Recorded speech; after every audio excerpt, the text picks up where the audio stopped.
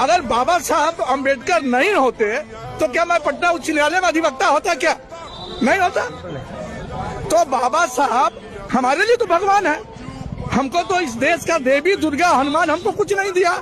हमको तो बाबा साहब ने जो दिया, जिसके कारण आज मार्बल पर चलते हैं, फॉर्च्यूनर में चढ़ते हैं, रेमंड्स का सबसे महंगा कपड़ा पहनते हैं, तो किसका देन है? बाबा साहब अम्बेडकर का देन है। किसी देवी दुर्गा हनुमान राम का देन है, कृष्ण का देन नहीं है। यह बाबा साहब अम्बेडकर का देन है कि एक दलित का बेटा सुप्रीम कोर्ट और हाई कोर्ट में जज है और सुप्रीम कोर्ट और हाई कोर्ट में वकालत करता है। भारत का सर्वोच्च कुर्सी जहाँ द्रौपदी मुर्मू है, वो बाबा साहब अम्बेडकर का देन है।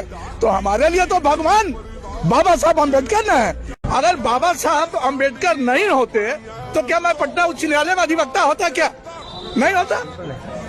तो बाबा साहब हमारे लिए तो भगवान है। हमको तो इस देश का देवी दुर्गा हनुमान हमको कुछ नहीं दिया। हमको तो बाबा साहब ने जो दिया, जिसके कारण आज मार्बल पर चलते हैं, फॉर्च्यूनर में चढ़ते हैं, रेमंड्स का सबसे महंगा कपड़ा पहनते हैं, तो किसका देन है? बाबा साहब अम्बेडकर का देन है। किसी देवी दुर्गा हनुमान राम का देन है, कृष्ण का देन नहीं है।